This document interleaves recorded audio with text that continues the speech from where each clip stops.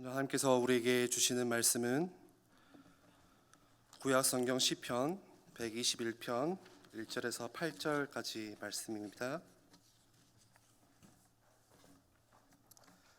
시편 121편 1절에서 8절까지 제가 봉독해 드리겠습니다. 내가 산을 향하여 눈을 들리라. 나의 도움이 어디서 올까? 나의 도움은 천지를 지으신 여호와에게서로다. 여호와께서 너를 실족하지 아니하게 하시며 너를 지키시는 이가 졸지 아니하시리로다. 이스라엘을 지키시는 이는 졸지도 아니하시고 주무시지도 아니하시리로다. 여호와는 너를 지키시는 이시라. 여호와께서 내 오른쪽에서 내 그늘이 되시나니 낮의 해가 너를 상하게 하지 아니하며 밤의 달도 너를 해치지 아니하리로다. 여호와께서 너를 지켜 모든 환난을 면하게 하시며 또 내 영혼을 지키시리로다. 여호와께서 너의 출입을 지금부터 영원까지 지키시리로다. 아멘. 우리는 일생을 살아가면서 항상 무언가를 기대하고 또 의존하면서 그렇게 의존적인 존재로 그런 상태로 살아갑니다. 어릴 때는 부모님을 의존하고 조금 커서 이제 청소년기가 되면은 친구들을 많이 또 의존을 하고요. 성인이 되어서는 나를 도와줄 수 있는 누군가를 또 찾아서 의존하기도 하고, 또 부모가 되어서는 자녀를 많이 의존을 하죠. 인간이라는 것은 결코 혼자 살 수 있는 존재가 아니기 때문에 늘 공동체로 살아가야 되는 존재이기 때문에 당연히 누군가의 도움을 받고 또 누군가를 기대하고 또 누군가와 함께 의존하고 산다는 것은 굉장히 중요한 것입니다. 그런데 우리가 먼저 서론에서 알아야 될 것은 우리는 영적인 존재입니다. 영적인 존재는 우리가 잊지 말아야 할 한 가지 사실이 있다면요, 우리가 누군가의 도움을 받고 또 누군가를 기대하고 누군가를 의존하면서 살아갈 수는 있겠지만 그러한 것들이 결코 내 인생에 참된 만족을 줄 수 있느냐라고 했을 때는 결코 그렇지 않다는 것을 먼저 우리가 인정을 해야 됩니다. 우리 인간은 거기서 만족을 얻을 수 있는 인생이 원래가 아니라는 거예요. 우리가 이 사실을 인정하지 않으면 인생이 어떻게 됩니까? 항상 후회스럽습니다. 매사에 후회스럽고 한 해가 후회스럽고 또 매일매일이 후회스럽죠. 내가 그토록 기대하고 내가 그토록 누군가를 의존을 했는데 그 대상으로부터 내가 얻고자 했던 그 어떤 만족을 찾지 못하고 얻지 못하면 그리고 오히려 되려 실망을 느낀다면은 계속 후회스러운 삶을 살아야겠죠. 저는 벌써 이제 아쉬움이 막 속에서 올라오더라고요. 제 아들을 이제 18개월 좀 지났는데요, 제가 기저귀를 다 맡아서 갈아줍니다. 네. 저희 와이프는 좀 비위가 약해가지고 똥 기저귀를 잘 못 갈아요. 그래서 제가 항상 갈아주고, 이제 목욕은 남자가 시키는 거라면서 이제 남자가 목욕을 시키고, 제가 목욕을 시키고, 이제 재우는 거는 이제 와이프가 하고요. 아침밥은 이제 제 둘째를 이제 임신하고 있으니까 힘들다고 제가 이제 또 아침을 먹이거든요. 제가 거의 다 하는 것 같아요, 보니까. 근데 이 아들놈이 엄마를 찾아요. 그러니까 실망감이 확 오는 거예요. 아니, 내가 너한테 속으로 해준 거는 많이 없지만 너 기저귀를 내가 다 갈았는데, 내가 아침마다 밥을 먹여줬는데, 심심할 때만 아빠 잠깐 찾고, 자기가 조금 위험할 때는 엄마 찾고, 아빠 뽀뽀 하면은 획 돌았어요, 요즘에. 벌써 이렇게 아쉬움이 났는데 나중에 크면 어떡할까 막 이런 생각을 하거든요. 그런데 우리 인간은 이 하나님을 떠나서 타락을 한 이후에 우리 자체가 이 하나님을 떠난 타락한 본질상 진노의 자녀인 우리 자체가 뭔가를 계획을 세우고 그걸 이뤘다고 해서, 혹은 어떤 사람과의 관계 속에서 내가 뭔가를 기대하고 의존한다고 해서 거기서 만족을 얻을 수 있거나 행복할 수 있거나 원래 그런 존재가 아니라는 거예요. 사람들이 이 사실을 모르죠. 내게 무언가 채워졌다고 해서 여러분들의 인생이 바로 섭니까? 그렇지 않습니다. 반대로 채워지지 않았다고 해서 인생이 완전 망가집니까? 또 그렇지도 않아요. 그런데 왜 많은 사람들이 이 사람과의 관계 속에서 나 실망했어, 나 좀 후회돼, 이렇게 왜 느껴지죠? 인간관계에 너무 많이 우리는 의존하기 때문에 그래요. 이 사람에 대한 기대를 너무 많이 했기 때문에 그래요. 원래 기대가 큰 만큼 실망감은 배가 된다고 하잖아요. 저 사람은 절대 안 그럴 것 같았는데, 이 사람은 절대 내가 정말 믿었던 사람인데, 그렇지 않은 모습을 보면은 거기서 오는 실망감은요 너무 큽니다.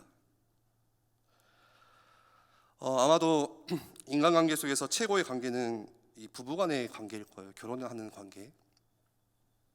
결혼할 때 어떻게 하셨습니까?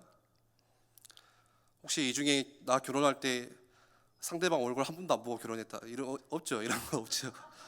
우린 조선시대 사람이 아니잖아요. 나는 전혀 얼굴 모르고 그날 밤 결혼식 마치고 그 사람 얼굴을 봤다, 이런 사람이 없겠죠. 수도 없이 많은 사람들 속에서 인류의 절반은 남자고 절반은 여자예요. 그 많고 많은 사람들 중에서 정말 치밀하게 따지고 고르고 했던 사람이 지금 집에 있는 사람이에요. 그런데 그렇게 내가 치밀하게 선택을 신중하게 해놓고 나서도 만족을 얻지 못하는 게 우리예요. 그렇죠? 조금 위험한 발언인가요? 처음에는 몰랐는데 같이 살다 보니까 아닌 거예요. 제 와이프가 자주 하는 말이 처음에는 안 그랬대요. 저는 자주 하는 말이 처음에도 그랬다, 나는 원래 그랬어, 하거든요. 만나기 전에는 안 그랬대요. 연애할 때는. 제가 잘 기억이 안 나서 모르겠지만, 그러니까 그렇게 신중하게 만난 사람인데도 불구하고 실망을 하는데, 그런데 어떻게 우리가 이 수많은 인간관계 속에서 다 우리가 만족을 찾고 인생을 살 수가 있겠습니까? 원래부터가 그 속에는 만족이 없다는 거예요. 이걸 먼저 우리가 인정을 해야 돼요.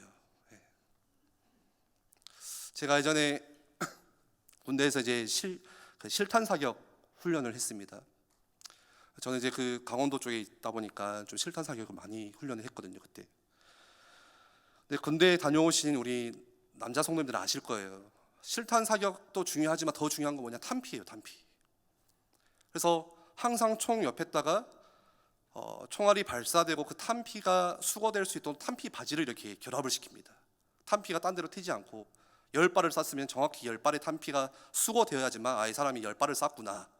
안 그러면 한 발을 따로 챙길 수도 있으니까, 그러면 큰 사고가 되겠죠. 가장 중요해요, 사실. 만약에 그날 훈련을 했는데 탄피가 하나라도 없어졌다 하면은 아무도 못 돌아가요. 그 탄피 찾을 때까지. 근데 제가 훈련을 받다가 한 번은 탄피가 사라지는 일이 있었어요. 그래서 난리가 났어요. 막 중대장이 출동하고 와가지고 이제 보고는 아직 못하고, 야, 이거 찾아야 된다, 이거 못 찾으면 우리 난리 난다, 우리 분해된다 막 하면서. 그래서 그 금속 탐지기인가요? 그거 가지고 와서 막 찾고 5인 1조로 팀 이뤄가지고 이 구역 맡아서 해라, 너네는 저 구역 맡아서 해라, 막 계획을 세우고 전략을 세우고 거의 막 3시간 4시간 밥 먹어야 되는데 저녁도 못 먹고 막 찾았어요, 밤에까지. 야, 여기 탄피 확실히 떨어졌다, 찾아야 된다.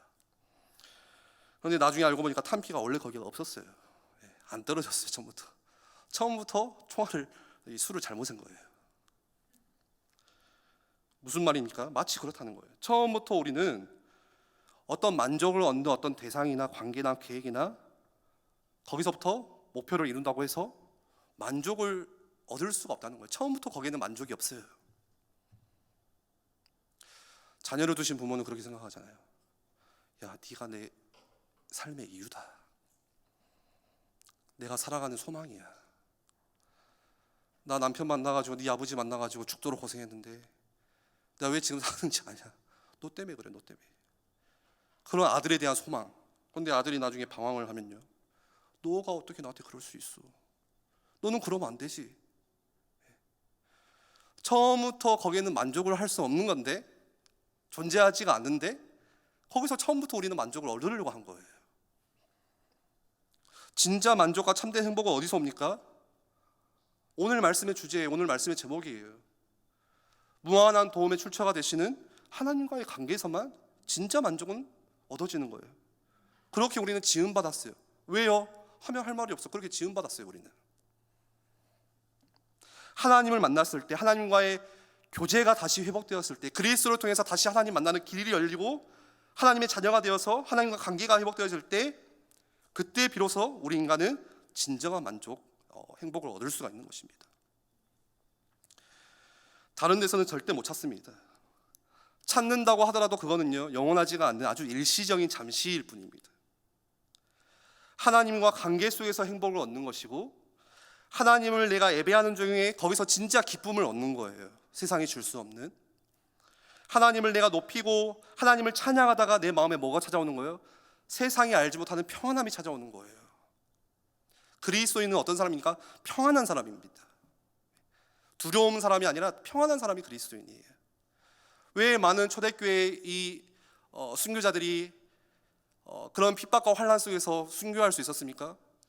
그리스도 안에 있는 평안함이 있었기 때문에 그래요. 두려움이 있었다면 절대 하지 못했겠죠. 그게 되는 사람들은 혹시 조금 다른 데서 내가 만족을 얻지 못한다고 해도 괜찮아요. 내가 어떤 만족을 얻지 못한다고 해도 인생이 흔들리거나 그렇지가 않아요. 왜죠? 내가 진정한 만족을 얻을 수 있는 것이 나는 따로 있기 때문에 그래요. 나는 거기서 힘을 다 얻을 수 있기 때문에 괜찮은 거예요. 누군가 나에게 실망을 주고 나에게 조금 그런 아쉬움을 가져다 줘도 괜찮은 거예요. 그래서 다윗의 고백이 뭡니까? 시편 27편에 내 부모가 나를 버릴지라도 여호와는 나를 영접하리니. 다윗은 거기서 힘을 다 얻은 거예요. 부부간의 관계 속에서도 서로 아쉬울 때가 있고 섭섭할 때가 있고 헤어질 때도 있습니다. 그런데 부모는 자녀를 보통 잘 버리거나 하지 않죠. 인간관계 속에서 가장 절정의 인간관계가 바로 부모와 자녀의 관계입니다. 그런데 설령 부모가 나를 버린다고 할지라도 왜 괜찮은 거예요? 여호와는 나를 영접하시리니.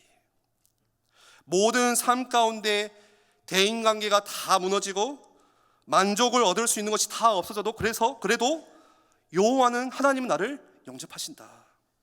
그게 다윗의 고백이었습니다. 그래서 우리가 23년도를 시작하면서 이 계획을 세우셔야 되네요. 뭐예요? 하나님과 관계를 맺기. 나는 2022년보다 더 올해에는 하나님께 더 가까이 나아가는 한 해가 되겠다. 이 계획 세우셔야 되는 거예요. 한 해 시작하면서 여러 가지 계획 세우죠. 우리가 어떤 일을 해도 그냥 하지 않잖아요. 예산을 세우고 목표를 세우고 계획을 세워서 하는데 가장 먼저 우리가 세워야 되는 계획이 바로 이 계획입니다. 나는 하나님께 더 가까이 나아가겠다. 왜요? 거기서 모든 만족을 다 얻었기 때문에. 그래야 우리 인생이 후회하지 않는 인생 살 수 있는 것입니다. 내가 작년에 기도 시간을 하루에 10분 가졌다면 나는 23년도에 올해는 2배로 가지겠다. 갑절로 가지겠다. 내가 하나님의 말씀을 묵상하는 시간을 작년에 이만큼 가졌다면 나는 올해는 이만큼 더 가져가겠다. 이 계획이 있어야 되는 거예요. 여러분, 구원은 그리스도를 믿음으로써 얻어지는 것입니다. 맞죠? 그게 우리 크리스찬 삶의 가장 핵심적인 스타트예요. 그런데 그것은요, 단지 시작일 뿐이에요. 신앙생활이라는 것은 시작으로 다 끝나는 게 아닙니다. 절대. 무슨 말입니까?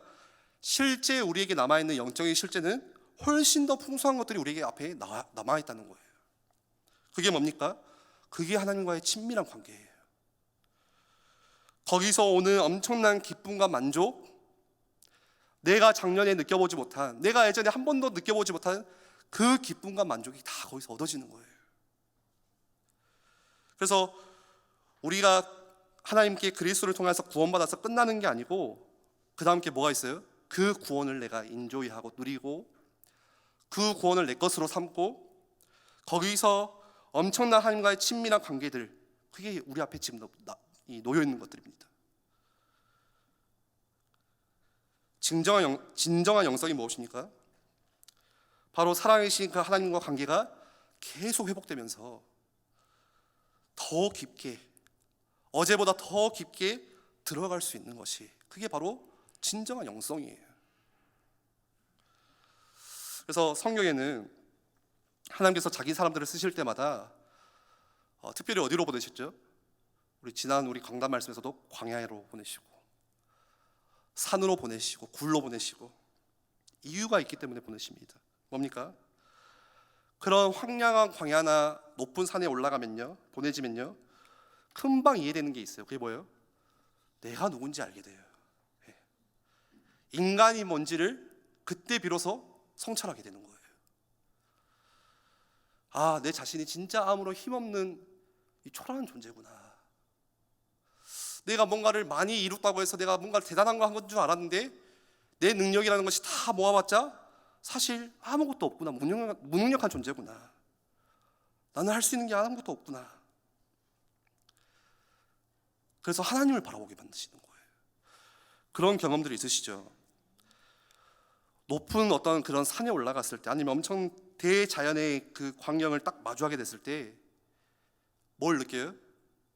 거기서 압도되어 오는 두려움이 있어요. 엄청 그 광활한 자연 앞에서. 그럼 뭘 느낍니까? 내가 얼마나 작은 존재인지를 알게 돼요. 난 잘나는 사람인 줄 알았거든요. 나 대단한 사람인 줄 알았어요. 남들에게 인정받고 칭찬받고 잘해왔다고 생각을 하고 나름 괜찮은 존재라고 생각했는데, 그런 광활한 존재 앞에 있으면요, 내 자신이 사라지는 거예요. 뭐도 사라지냐? 내가 가지고 있는 어떤 지금 고민하는 고민거리도요, 산에 올라가 보세요. 다 사라져요. 그 엄청난 압도되는 두려움이 바로 경외라고 합니다. 경외심이 생기는 거예요. 그러면서 뭘 느낍니까? 아, 이 모든 만물을 지으신 하나님이 살아계시구나.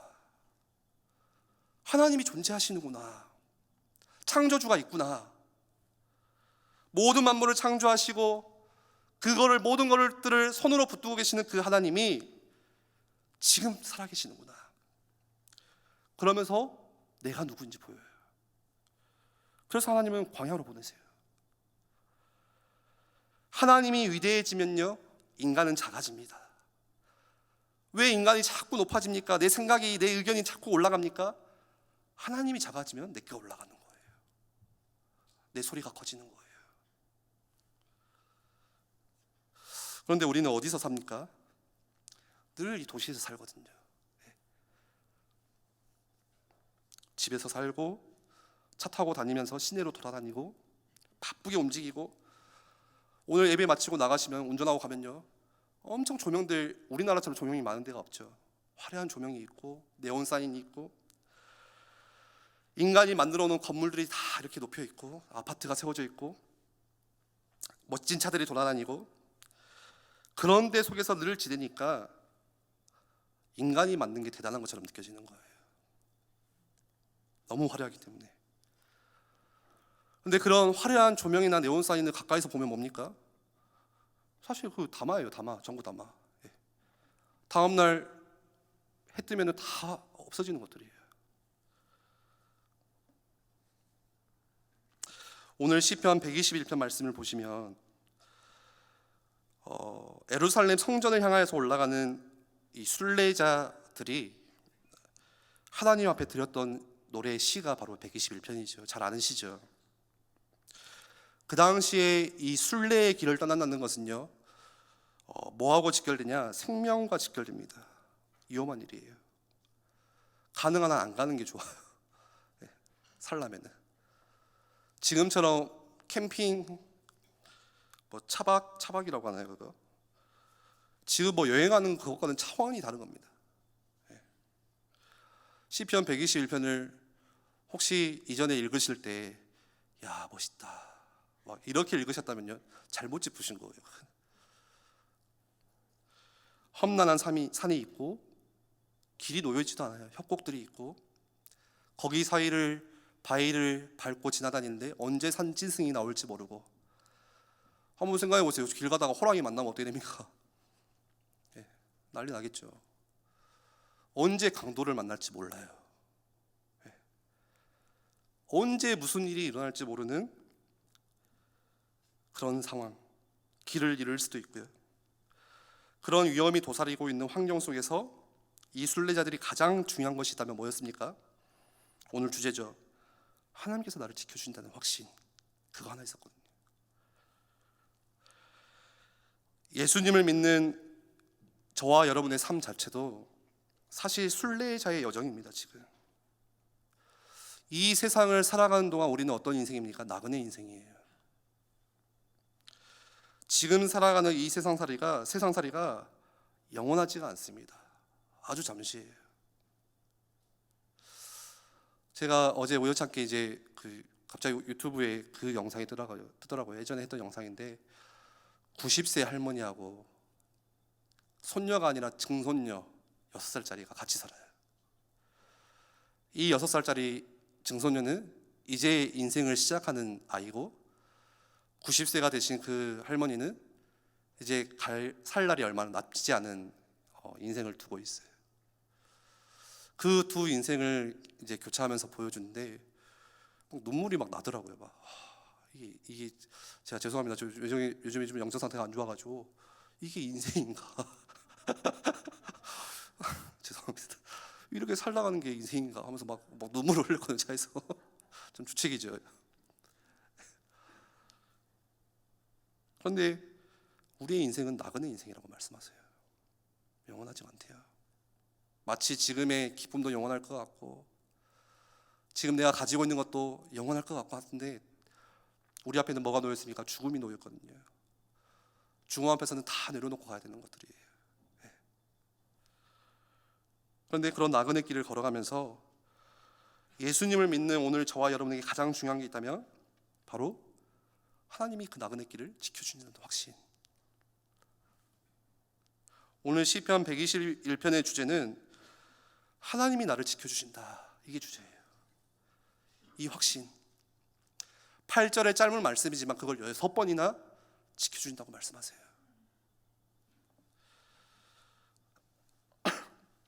오늘 1절 말씀에 내가 산을 향하여 눈을 들리라 하는데, 여기서 산은 예루살렘, 하나님이 계시는 예루살렘 성전을 말하죠. 하나님이 임재하시는. 그러니까 무슨 말입니까? 하나님을 내가 지금 바라본다, 그 말이에요. 힘들고 어려운 일이 많을 때, 내 인생 가운데 자꾸 고난이 찾아올 때, 어떠한 대상도 기대하거나 의존할 수 없을 때, 순례자의 여정을 가야 되는 그때 오직 자기를 지키시는 하나님을 바라본다는 거예요. 2절 말씀에 나의 도움이 어디서 옵니까? 천지를 지으신 여호와께서로다. 나의 만족이 어디서 얻어지는 거예요? 여호와 하나님께로부터. 우리의 소망이 어디 있습니까? 거기 있다는 거예요. 이 순례자의 시의 고백 가운데 지금 주변에 돌아보면은 문제투성이, 어려움이 있고 위험이 도사리고 있는데 그런 이야기예요. 너는 지금 뭘 보고 두려워하고 있냐? 지금 산을 보면서 두려움을 느끼고 있느냐? 나의 도움은 하늘과 이 땅 전체를 지으신 그 도움이 하나님께로부터 온다. 그게 오늘 시편 121편이잖아요. 많은 사람들이 진짜 믿고 의지할 대상은요, 찾지 못하고 살아갑니다. 진짜 우리가 의지하고 믿어야 될 대상이 있는데 그걸 찾지 못하고 살아가는 인생이 너무나도 많습니다. 심지어 하나님을 믿습니다 라고 고백을 하지만 그런 하나님을 믿는 사람들조차도 진짜 하나님이 나를 반드시 지금 지켜주실 것이라는 확신을 갖지 못하고 살아갑니다. 그렇기 때문에 자꾸 인생을 살아가면서 두려움과 염려 가운데 무너지는 거예요.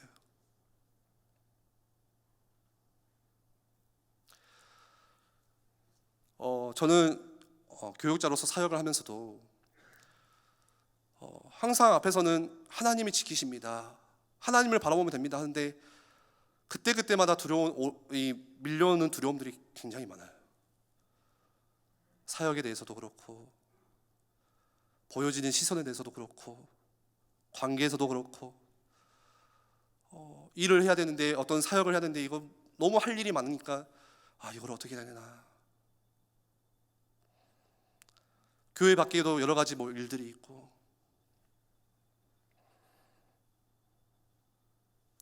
우리가 시험 들었다라고 하는데 시험이라는 것은 뭡니까? 사실 시험을 줘서 들은 게 아니에요. 내가 진짜 만족을 찾아야 하는 거기서 뭔가를 진짜 찾지 못했기 때문에 오는 것들이 시험이에요. 그런데 우리가 언제 어디서나 하나님이 나를 지키신다라는 이 확신을 가지려면요, 우리가 인생 가운데 어려운 일이 생겼을 때만 하나님을 바라보려고 해서는 절대 안 됩니다. 어려운 일이 생길 때만 하나님을 바라보려고 하니까 믿어지지가 않는 거예요. 평상시에 아주 작은 사소한 일상적인 삶 속에서 우리가 주님을 바라보는 그런 생활이 있는 사람이어야 어려움이 올 때도 문제가 올 때도 주님이 나를 지켜주신다는 확신이 세워지는 거예요. 4절 말씀에 보시면 이스라엘을 지키시는 이는 졸지도 아니하시고 주무시지도 아니하시로다. 하나님은 우리의 일거수일투족 모든 것에 우리와 함께 하십니다. 우리의 앉고 일어섬을 아시고 우리 저 마음 이 한편에 가장 밑바닥에 뭐가 있는지도 아시고 우리의 머리털을 세신바 되시는 하나님이세요. 제가 이 말씀하니까 어떤 분이 그러더라고요. 머리털이 별로 없으니까 많이 세겠죠.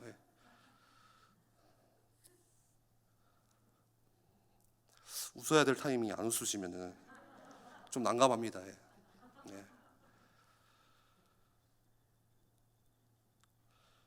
우리가 이 사실을 믿고 주님을 바라볼 때 하나님이 우리의 뭐가 되시는 걸 느끼는 거예요? 그늘이 되어주심을 느끼는 거예요.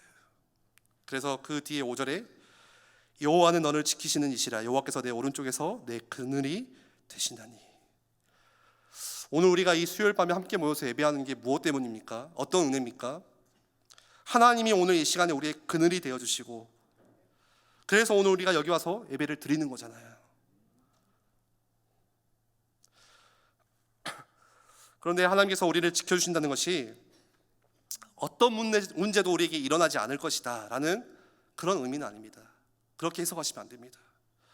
예수님을 잘 믿어도 어려움을 겪는 사람들이 굉장히 많이 있어요. 그런데 하나님이 우리를 지켜주시는 게 뭡니까? 그 어떤 문제와 환난이 찾아와도 그 속에서 우리를 보호해 주신다는 거예요. 우리의 생각과 마음을 지켜주신다는 거예요. 어떠한 문제가 와도 흔들리지 않는 평안함을 우리 가운데, 우리 심령 가운데 주신다는 거예요. 6절 말씀에 낮의 해가 너를 상하게 하지 아니하며 밤의 달도 너를 해치지 아니하리로다. 7절 여호와께서 너를 지켜 모든 환난을 면하게 하시며 또 내 영혼을 지키시리로다. 8절에 여호와께서 너의 출입을 지금부터 영원까지 지키시리로다. 하나님께서 우리에게 해주시겠다는 약속의 말씀의 마지막의 결론이 뭡니까? 우리의 생명을 지켜주시겠다. 그런데 이 생명이라는 것은 우리의 육신의 생명을 말하는 게 아니라 우리의 영혼을 지켜주시겠다는 거예요. 8절 말씀만 보더라도 이제부터 영혼까지 지켜주신다는 말씀을 보면 육체의 생명만이 아님을 알 수 있습니다. 내 영혼을 반드시 책임져 주시겠다, 그런 뜻입니다. 이 약속이요 이미 우리 안에 이루어졌어요. 왜죠? 우리 안에 예수님이 찾아오셨기 때문에. 하나님이 우리를 지켜주시고 앞으로도 지켜주실 것이 확신합니다. 무엇을 보고 우리가 그걸 알 수 있습니까? 우리 안에 예수님이 와 계시기 때문에 그래요. 그래서 로마서 8장 36절 37절 말씀을 보면은 이 초대교회 성도들이 예수님을 믿는 것 때문에 종일 주를 위해서 죽임을 당하고 또 도살당하는 양과 같이 여김을 받고 그런 어려움을 계속해서 겪는데도 뭐라고 고백하죠? 자기를 사랑하시는, 나를 사랑하시는 그 하나님으로 말미암아 내가 넉넉히 이기느니라, 그런 고백을 하거든요. 어떻게 그런 믿음의 고백을 할 수 있습니까? 지금 현장에서 예수님 믿는 사람들이 죽어나가고 있고 돌에 맞고 순교하고 못 박히고 핍박당하는데 그 뒤에 38절 39절 말씀에 이렇게 고백해요. 내가 확신하노니 사망이나 생명이나 천사들이나 권세자들이나 현재 일이나 장래 일이나 능력이나 높음이나 기품이나 다른 어떤 피조물이라도 우리를 우리 주 그리스도 예수 안에 있는 하나님의 사랑에서 끊을 수 없으리라. 어떻게 이런 확신 있는 선포를 할 수 있습니까? 내 영혼에, 내 안에 주님이 함께 하심이 확신되기 때문에 그래요. 주님은 나와 함께 하시고 나를 떠나지 않으시고 지금 이 순간에도 함께 하시는 것이 분명하게 믿어지기 때문에, 혹시 우리 성도님들 가운데 어려움이 생기고 낙심스러운 일을 만나서 지금 마음이 그냥 무너져 있고 하나님 너무 원망스럽다면요, 이유는요 단 하나예요. 너무 큰 지금 일이 생겨서 그런 게 아니라 무슨 문제예요? 예수님과의 문제예요. 관계 문제. 예수님과의 관계에 문제가 생겨서 그렇습니다. 그래서 요한복음 15장 6절 말씀에 사람이 내 안에 거하지 아니하면 가지처럼 밖에 버려져 마르나니 사람들이 그것을 모아다가 불에 던져 사르느니라. 우리가 주님 안에 거하지 않으면, 예수님과의 관계에 뭔가의 문제가 생기면 이유는 그거 하나입니다. 그럼 어떻게 됩니까? 우리의 영혼이 메말라지게 되는 거예요. 오늘 시편 기자는 내가 눈을 들어 산을 본다고 그랬는데 우리는 어떻게 하면 됩니까? 우리 안에 임하신 그 주님 안에 거하면 되는 거예요. 이 시편 기자가 받은 은혜와 찾는 소망과 우리가 받은 은혜는요 다릅니다. 이 당시에는 하나님은 저 높이 저 보이는 성전에만 계셨던 하나님이라면 지금은요 우리의 심령 가운데 와 계세요. 우리 안에 계세요. 그러니 그 하나님이 나를 지키신다는 것이 확신이 되는 거예요. 지금 내 안에 오셔서 내 영혼을 주님이 책임져 주시기 때문에. 여러분, 영혼이 복되면요, 내 영혼이 복되면 두려움과 염려는요 반드시 떠나가게 됩니다. 나에게 오늘 시편 121편에 어떠한 환난과 두려움과 근심과 염려와 문제가 오더라도 내 영혼이 행복하면요 다 사라지는 것들이에요.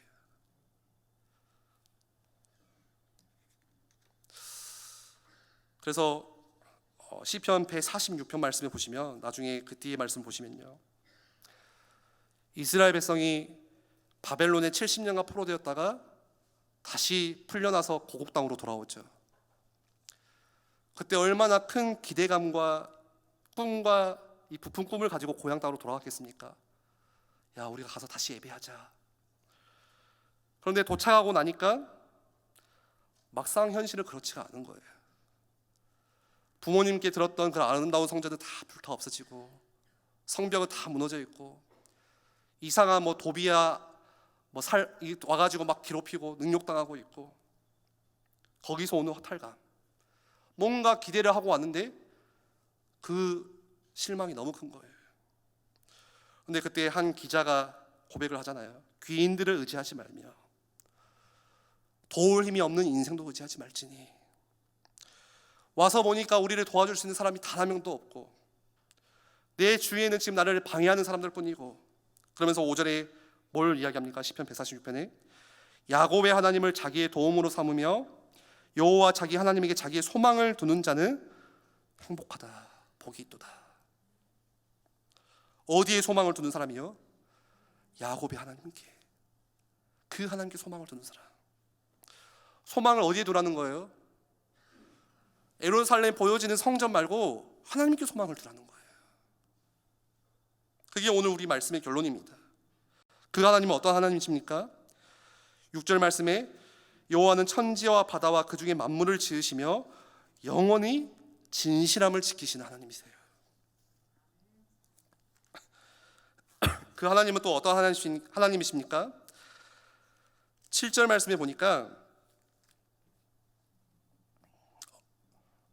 억눌린 사람들이 위해 정의로 심판하시고 줄인 자들에게 먹을 것을 주시는 이시고 갇힌 자들에게 자유를 주시고 맹인들의 눈을 여시고 비굴한 자들을 일으키시고 의인들을 사랑하시고 나그네들을 보호하시고 고아와 과부를 붙드시고 악인들의 길은 굽게 하시는도다.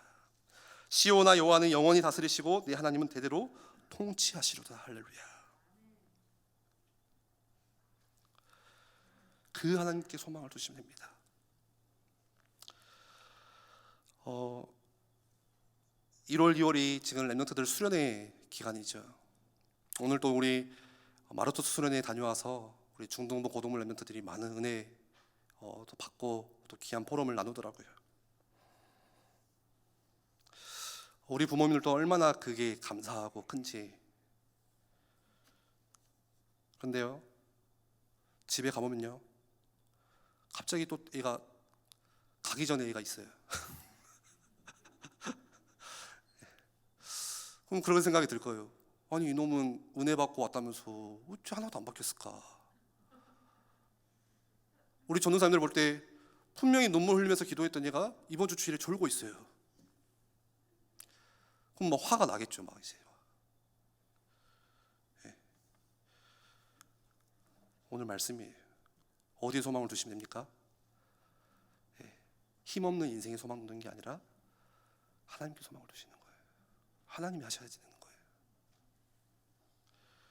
말씀을 정리하겠습니다.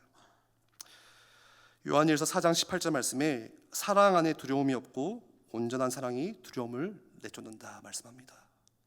사랑 안에 두려움이 없고, 누구를 사랑하는 거예요? 하나님을 사랑할 때 두려움이 사라지는 거예요. 하나님을 사랑할 때 두려움이 내쫓는 거예요. 이 두려움이, 이 문제가 해결되어서 사라지는 게 아니라 문제는 계속해서 옵니다. 방법을 바꾸셔야 돼요. 하나님을 사랑할 때 우리의 영혼이 그 하나님의 사랑으로 충만해지면 이 세상이 두렵지가 않습니다. 맞으시죠? 하나님이 나를 지키신다는 것이 믿어지면 돼요. 끝으로 고린도서 4장 8절 9절 말씀 보면은 사방에 우겨싸임을 당하여도 쌓이지 아니하고 답답한 일을 당하여도 낙심하지 않는다. 어떻게 그럴 수가 있습니까? 우리는 깨어지기 쉬운 질그릇 같지만 누가 우리 안에 계시기 때문에 그래요? 보배이신 예수님이 우리 안에 계시기 때문에 그래요. 그 질그릇 안에. 그래서 7절 말씀에 이는 능력의 심이 큰 것이 하나님께 있고 우리에게 있지 아니함을 알게 하려는 것이라. 그래서 우리가 할 일은 내가 주인이 아니라 예수님이 주인 되심을 늘 고백하면 됩니다. 그러면 예수님이 역사하시는 거예요. 그 뒤에 10절 11절 말씀에 우리가 항상 예수의 죽음을 몸에 짊어짐은 예수의 생명이 또한 우리 몸에 나타나게 함이라. 우리 살아있는 자가 항상 예수를 위하여 죽음에 넘겨짐은 우리의 생명이 또한 우리 죽을 육체에 나타나게 하려 함이라. 아멘. 이게 바로 예수님을 믿는 것이고 이게 바로 우리가 험한 세상을 이길 수 있는 귀한 비밀이 되는 것입니다. 우리 한번 같이 기도하겠습니다. 하나님, 우리가 도울 힘이 없는 귀인들을 의지하지 말고 어떤 관계 속에서 자꾸 만족을 찾으려고 하는 것이 아니라 하나님과의 관계 속에서 참된 만족. 하나님, 우리 2023년 더 하나님께 가까이 나아가는 은혜가 우리 가운데 일어날 수 있도록 하나님, 우리의 영혼 가운데 그런 부흥이 일어날 수 있도록 역사하여 주시옵소서. 한번 같이 합심으로 기도하겠습니다.